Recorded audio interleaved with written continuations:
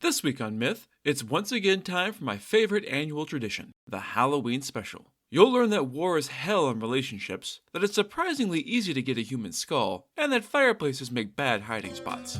Then, in Gods and Monsters, we'll meet one of the undead inspirations for vampires.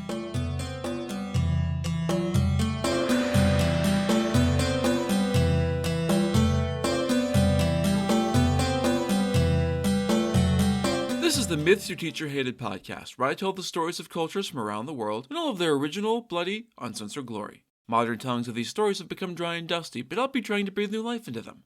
This is episode 121, Til Death. As always, this episode is not safe for work. Halloween is always one of my favorite times of year. It's that special time when we can decorate our homes with skeletons and ghosts to distract us from all the existential horrors haunting our daily lives.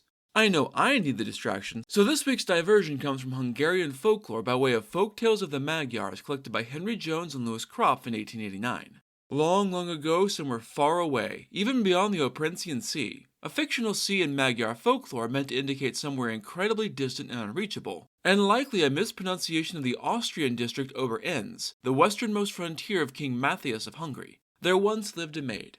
As is so common in folklore, she had long since lost her mother and, for once, her father as well. That's right, this poor girl was an orphan. She had grieved for an appropriate amount of time, but, after moving on, she met and fell in love with the handsomest young man in her village.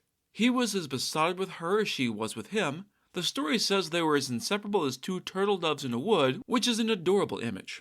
They were so happy, in fact, that they decided to get married and set a fairly quick wedding date. They were anxious to be man and wife, and to get to the honeymoon banging. Given the aggressive date they'd set, the couple wanted a small, intimate ceremony. And when I say small, I mean absolutely tiny. The girl only invited her godmother, and the boy only invited his very best friend. He may have also been an orphan based on that, but the story doesn't clarify. The wedding was about a week away when shit went sideways in a global way. The drums of war began to thunder. For reasons that have been lost to time, the Hungarian king called up his armies and sent them to march out against their belligerent neighbors. This being the feudal days, the armies mostly consisted of random-ass farmers and townsfolk who were summoned by their local lords to take up their scythes and bows to die for a cause that would never really benefit them. Our hero, whose name was John, though his fiancée, whose name is Judith, although the story is almost over before we learn this, called him Jack, was rich enough to own a fine stallion and an actual sword. He mounted up and joined the other brightly bedecked horses and young naive riders as they flocked to their king's banners like bees swarming in defense of their hive. Kissing his beloved goodbye, he told her to wait for him. He would be back as soon as he could for their intimate wedding. The generals have said we will be back in 3 years, my love. Wait for me until then and don't lose hope. I will think of you every night and will be faithful to you in every word and deed until then. Even if 1,000 beautiful girls threw themselves at me, I would turn them all aside for love of you. I swear I will be back. I love you. Tears in her eyes, our brave heroine vowed to wait for her beloved Jack as long as it took. Even if the treasures of the whole world were offered up as a bridal gift, she would not be tempted to marry another. Even if it took him 10 years to come back instead of 3, she would wait faithfully for her beloved. She accompanied him as far as the frontier before finally having to turn back or risk getting caught in the conflict. That awful, nameless war dragged on for 2 blood-drenched years before both sides had finally had enough death and sought peace. News of the treaty raced back from the frontier faster than wildfire, and the young maid was overjoyed at the news that her beloved Jack would be home a whole year earlier than expected. Each and every day, she would head out along the road she knew he would have to come back along and peer out to the horizon to try and spot him riding back to her waiting arms. Each and every day, she was disappointed by the empty space where her lover should be. She began going out twice each day, then 5 times, then 10 times a day, too impatient and sick with worry to focus on doing anything else at all for very long. John did not come back, and no one she met had any word of his whereabouts. Another year went by, and still he did not come. Another, but still no Jack. 4 years had now come and gone, with the war being 2 years ended, and the girl could wait no longer. This endless waiting without so much as a rumor of her missing bridegroom was driving her mad, so she resolved to do something. With Jack vanished into the ether, there was only one person in the whole wide world that the young woman went to with her fear and problems: her godmother. This is a folktale, so it should come as very little surprise that this particular old woman was, in fact, a witch. Her goddaughter knew of her witchy ways and loved her anyway since, as far as I can tell, she had been a very kind and loving godmother after the death of both her parents. Which doesn't always mean wicked. The old hag, and yes, the story does specify that she is a hag because of course she is, was pleased as always to see the young maid. She quickly sensed Judith's somber attitude and asked her what was the matter. My Jack has been gone so very long, and even though the war ended 2 years ago, he hasn't returned, nor has he sent word. I need to know if he's alive or dead so I can figure out what to do with my life. Can you help me, godmother? The old woman smiled indulgently. Of course I can, my dear. It just so happens that tomorrow night is the full moon, which is the perfect time for magic. Go then to the cemetery and ask the gravedigger to give you a skull by the pale moon's light. If he balks at this request, which would be a totally reasonable and understandable reaction, since giving a random person someone's fucking skull is a big ask, tell him I sent you. He won't refuse you then. Bring the skull home, and I shall meet you there with a large earthenware pot. We'll put the skull in the pot and boil it with some millet for 2 hours. This strange brew will reveal whether your lover yet lives, and may even entice him to come back to you. The girl thanked her godmother for this strange but undoubtedly sage advice and went home. The next night, as instructed, she went to the graveyard. The gravedigger was taking his ease by the cemetery gate, smoking a pipe contentedly. Good evening, old father, which was a polite, old-fashioned way to greet a random old man, apparently. Good evening, lass. What brings you out to this silent, somber place so late at night? 'Tis a strange time to visit a grave, to be sure. I haven't come to visit, sir, but to ask you a favor. A favor, is it? Well then, tell me your request. If I can, I'll be glad to help you out. What do you need, lass? She took a deep breath. A human skull? The gravedigger blinked. I don't know what he thought the favor was going to be, but it sure as shit wasn't a fucking skull. It was a strange request, but he knew this girl by reputation. She surely had a good reason for asking. I can probably do that. There's certainly enough of them around this boneyard. What do you need a skull for, if you don't mind me asking? The girl shrugged hesitantly. I don't entirely know, to be honest. My godmother sent me out here to fetch it. The gravedigger nodded wisely. Oh, that explains much. Wait a moment. He went and fetched what he thought was the best skull for the vague, mysterious task and brought it to the young maid. Here you are, lass. Take it to your godmother with my regards. Thanking the kind gravedigger for his aid, she wrapped the skull up and hurried home. As instructed, Judith unwrapped the skull in her house and plunked it in the large earthenware pot. She mixed in some millet and put it on the fire to cook, presumably with a bunch of water as well, even if it's not specified. The flames were roaring, so it didn't take long for the millet to start to boil, throwing off huge bubbles as big as 2 fists put together. The girl stared into the strange skull mixture, mesmerized and waiting with bated breath for, well, she honestly wasn't sure. Something. The bubbles kept coming until, suddenly, the biggest bubble yet grew on the surface.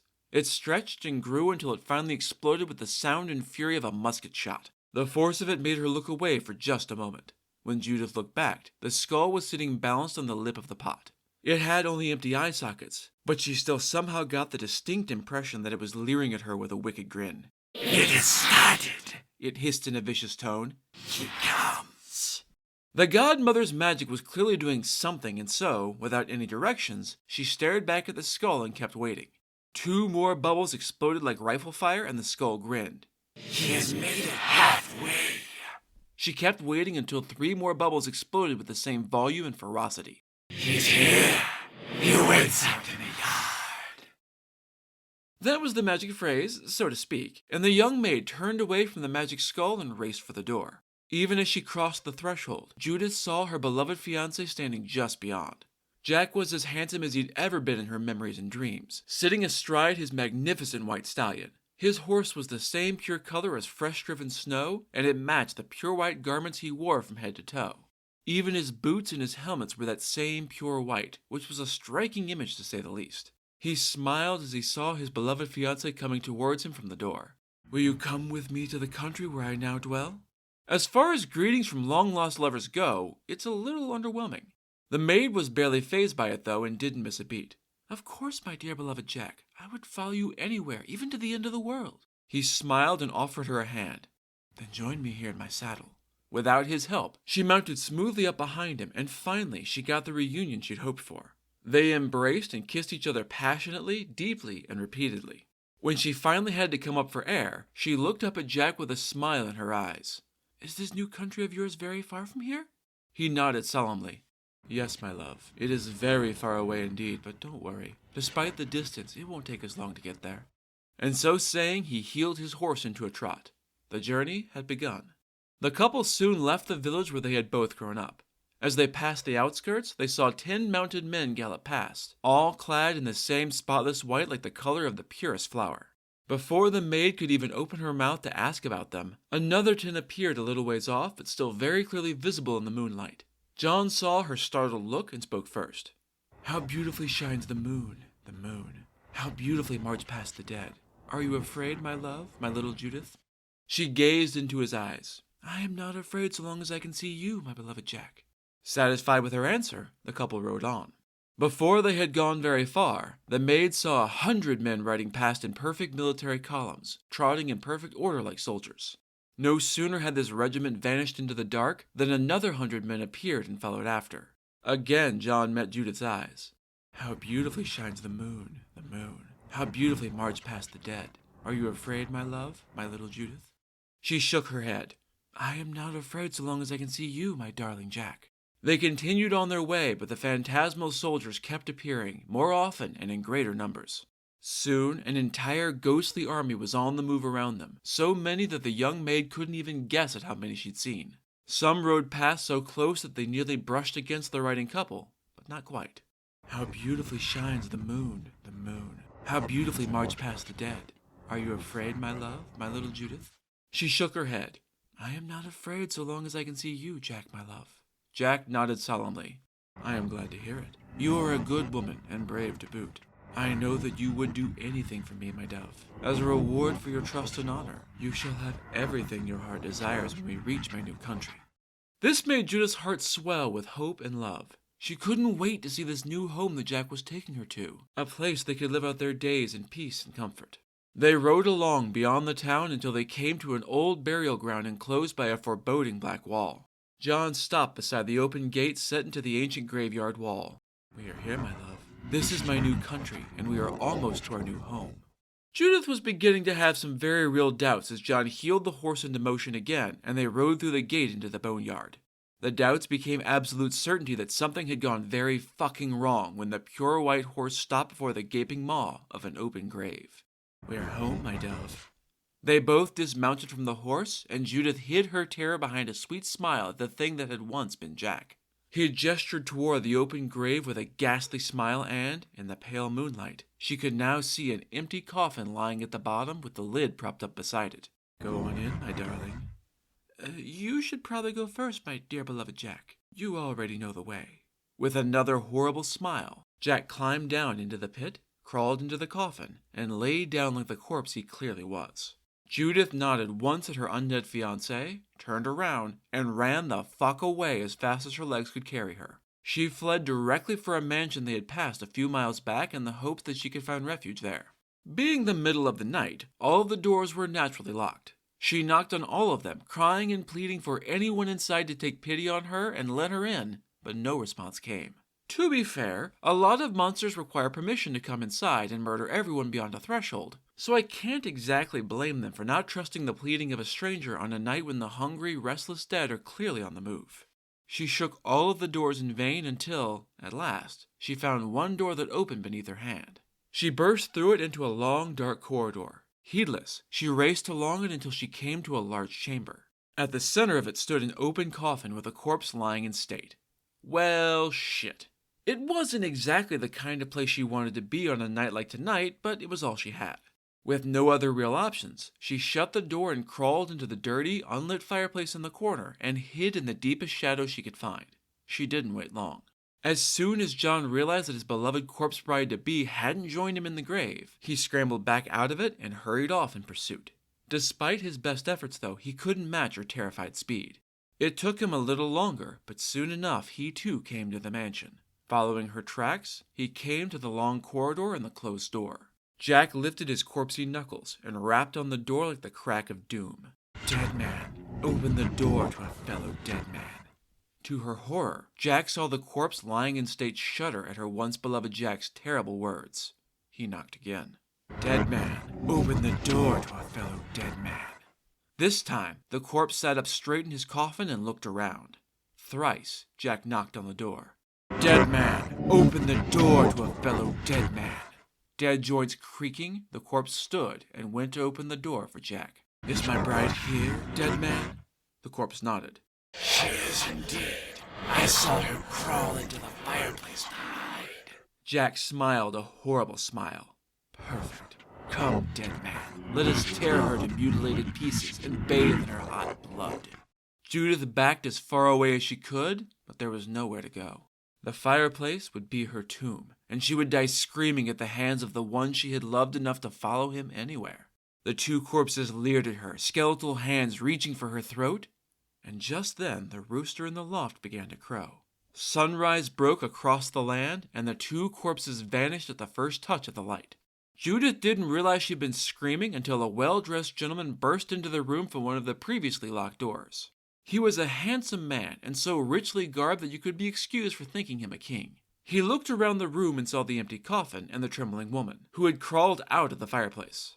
He rushed over to her and caught her up in an enormous, rib-creaking hug before smothering her in relieved and grateful kisses. "Oh, thank you so much, you poor, brave dear. The corpse you saw laid out in this room last night was my brother. I've buried him 365 times already, but he has come back to haunt me each and every time. No matter what I do, no matter how magnificent I make his burial ceremony, he still came back. You have banished him somehow, and for that you have my eternal gratitude. Let's get married, my beautiful, brave savior, and stay together forever so that not even the hoe and the spade can separate us."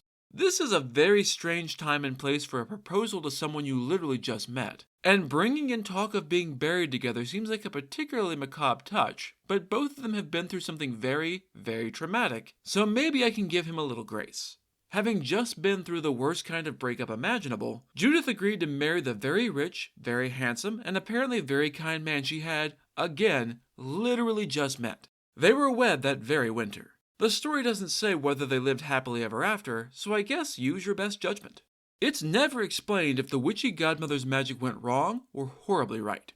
Judith did indeed learn that her once-beloved Jack was very much dead and never coming back and, what's more, moved on from that relationship with incredible speed thanks to bone-chilling terror.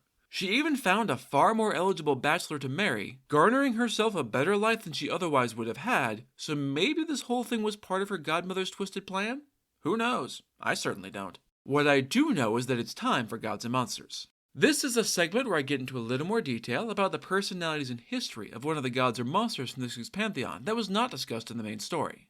This week's monster is the Strigoi.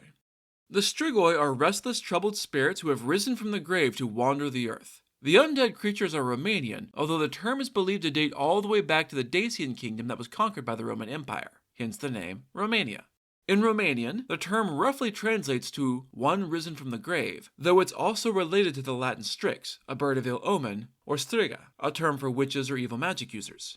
Strigoi are more revenants than ghosts, and have a variety of supernatural powers. It was said that they were evil men whose vile actions made them unworthy to enter the afterlife, doomed to roam the earth. They can transform into animals, turn invisible, and drink the blood of their victims to gain strength and vitality. If that sounds an awful lot like a certain famous vampire, it's because Bram Stoker used the Strigoi as one of the main inspirations for Count Dracula, right down to living in Romania. Although the Strigoi are creatures of folklore, there are several documented historical cases of people becoming the hungry dead, or at least being accused of it. The earliest surviving case was a man named Jure Grando Alilovic, who lived and died in a small village in Istria in what is now Croatia. For 16 years after his death, Grando was believed to have terrorized the poor village, hunting and killing those he had once lived amongst. The Strigoi was eventually hunted down and decapitated by the villagers, led by the village priest, in 1672, thus ending his reign of terror. Grando's story was thoroughly documented by the Carniolan, a territory of the Holy Roman Empire, scientist Johann Weikert von Valvasor in his work The Glory of the Duchy of Carniola. A Serbian peasant named Petar Blagojevic died in the village of Kisilova in 1725, but, as you probably guessed, he didn't stay dead. According to the legends, his Strigoi returned to his home after sunset not long after his burial. Bursting into his old house, not requiring permission in this version, he asked his adult son for food but was denied. Enraged, Peter slaughtered his son, ripping out his throat and drinking his blood. In other versions, he instead visited his wife and asked for his shoes. She handed them over and promptly fled the village in fear for her safety. Either way, 9 villagers died over the next 8 days. On their deathbeds, each is said to have claimed to have been brutally attacked by the dead Peter. Regardless of whether he was a Strigoi or not, the villagers were convinced and went to demand that the priest and the cameral provisor, a man named Frombald, dig up old Blagojevich's grave. The government official Frombald tried to insist that they needed permission from the Austrian officials first, but the inhabitants of Kiselevo were not dissuaded. They feared that, by the time such permission came, everyone in the village would be dead. Either he agreed now, or the village would be abandoned. Frombald had no choice.